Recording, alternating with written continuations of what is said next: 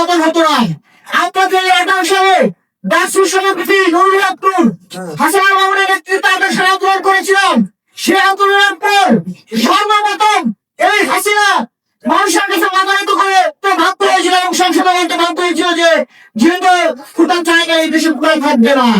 এর পরবর্তী সময় আমরা দেখেছি যখন বিএনপি সহ অন্যান্য বিরোধী রাজনৈতিক দলেরা যখন কথা বলতে পারতো না, ভয়ে পালিয়ে থাকতো, তাদেরকে নানাভাবে হয়রানি করতো, তখন এই নুরুল নেতৃত্বে ছাত্র অধিকার পরিষদ, যুব অধিকার পরিষদ, শ্রমিক অধিকার পরিষদ আমরা মানুষের পক্ষে কথা বলেছি, সরকারের অন্যায়ের বিরুদ্ধে সবসময় সোচ্চার ভূমিকা পালন করেছি। আপনারা দেখেছেন এই গণঅভ্যুত্থানের এই আজকে 19 তারিখ, এই 19 তারিখ রাতে 19 তারিখে খুব সম্ভবত শুক্রবার ছিল। সেই শুক্রবার দিন আমরা যখন যাত্রাবাড়ি এলাকায় আন্দোলন করেছিলাম, এই আন্দোলন ছিল মূলত কোটার বিরুদ্ধে। কিন্তু আমাদের মনে হয়েছিল এই আন্দোলন যে পর্যায়ে গেছে, যদি শেখ হাসিনার পতন না হয় তাহলে আমরা যারা প্রকাশ্যে রাজনীতি করছি, তারা প্রকাশ্যে নিজেদের পরিচয় ওপেন করে আন্দোলন করছে, আমাদের কারো কিন্তু বেঁচে থাকার সম্ভাবনা নাই। আমরা দেখেছি যে আন্দোলন সফল হওয়ার পরে অনেকে পরিচয় উপচার করেছে, অনেকে নিজেদেরকে মাস্টারম্যান দাবি করেছে, কিন্তু আমরা যারা প্রকৃতপক্ষে পরিচয় ওপেন করে আন্দোলন সংগ্রাম করেছি, আমরা কখনো সেটা দাবি করি নাই।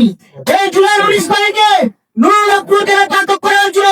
তাকে যখন মন্ত্রণালয়ে আটক করা হয়, তারা ওদেরকে ভুল করেছিল, বলেছিল আপনারা যেখানে আছেন সেখানে থাকেন, সবাইকে সংগঠিত করে আন্দোলনের নেতৃত্ব দেন। কারণ এই আন্দোলনকে যদি সফল করতে না পারি তাহলে শেখ হাসিনাকে মৃত্যুর আগ পর্যন্ত বাংলাদেশ থেকে বিতাড়িত করার সুযোগ দেয়।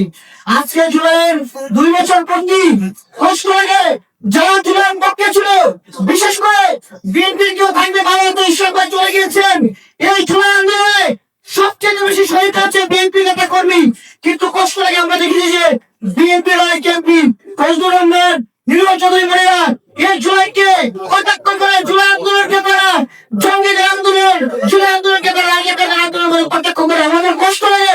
আমি জানি না যারা বিএনপি ভাইরা যারা বুকের তাদের রক্ত দিয়েছে, যারা রাজপথে ছিল, তাদের কি কষ্ট লাগে কিনা আমার জানা নাই, কিন্তু আমাদের কষ্ট লাগে। আমরা বলতে চাই এই সরকারকে, আপনাদের যারা এই জুলাইকে কটাক্ষ করছে আপনারা তাদেরকে সতর্ক করুন। সবশেষ আমি একটি কথা শেষ করবো। আপনারা জানেন ৭৫ পরে আওয়ামী লীগ ক্ষমতা এসেছিল ২০ বছর পরে, এবং সে সময় যারা মূলত ভারতের কামিল করে সেই শেখ হাসিনা কিন্তু বাংলাদেশে এসে হিসাব করেছিল এবং হুজুরের মধ্যে মানুষের কাছে ক্ষমা চেয়েছিল। কিন্তু জুলাই গণঅভ্যুত্থানে এতগুলো মানুষকে হত্যা করার পরে তাদের মধ্যে কোন অনুশোচনা নেই। আমরা বলতে চাই এই আওয়ামী লীগ বাংলাদেশে যদি ফিরতে হয় তাহলে তখন গিয়েছিল ২০ বছর পরে। আমার যদি ফিরতে হয় তাহলে আওয়ামী লীগকে ৪২ বছর অপেক্ষা করতে হবে। আরেকটি কথা আমরা শেষ করবো, এই আওয়ামী লীগের যারা এখানে পলাতক রয়েছে তাদেরকে অন্তিম সরকার আটক করে। তারা হলে আপনারা দেখেছেন যে বিভিন্ন জায়গায় মব হয়, এই মব প্রকরণে যখন বিচার হওয়ার সম্ভাবনা থাকে না, তাই সরকারের মধ্যে আহ্বান থাকবে অনতিবিলম্বে এই জুলাই গণহত্যায় যারা জড়িত ছিল তাদেরকে আটক করুন।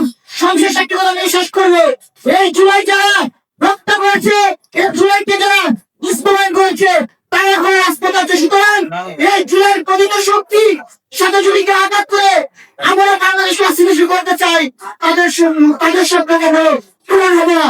পাশাপাশি যারা সরকার রয়েছে তাদের মধ্যে আহ্বান করবে, জুলাই যেভাবে ছাত্ররা রাজপথে হয়েছিল, আপনারা যদি জুলাইয়ের যে কাঙ্ক্ষিত সবচেয়ে বিপরীত কথা দেন তাহলে আপনাদের পরিণত কিন্তু শেখ হাসিনার মতো হবে।